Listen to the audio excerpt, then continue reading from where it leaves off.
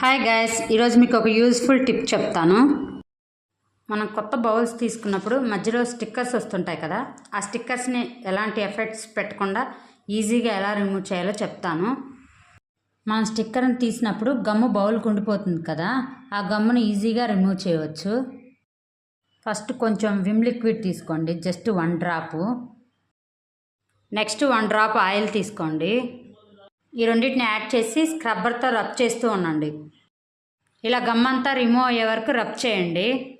In case ఇంకొంచెం gum ఉండిపోయింది అనుకోండి, మళ్ళీ కొంచెం విమ్ లిక్విడ్ కొంచెం ఆయిల్ వేసి మళ్ళీ రబ్ చేయండి. బౌల్కి ఉండే గమ్ మొత్తం నీట్గా పోతుంది. ఇప్పుడు ఇంకో టిప్ చూద్దాం. స్టవ్ మీద కడాయి పెట్టుకొని జస్ట్ ఒక 3 to 4 సెకండ్స్ వెయిట్ చేయండి. కడాయి కొద్దిగా వేడైతే సరిపోతుంది. ఇప్పుడు స్టిక్కర్ని చేత్తో ఈజీగా తీసేయచ్చు అనమాట. ఈ టిప్స్ మీకు యూజ్ అవుతాయి అనుకుంటున్నాను. ఈ టిప్స్ కనుక మీకు నచ్చితే లైక్ చేయండి.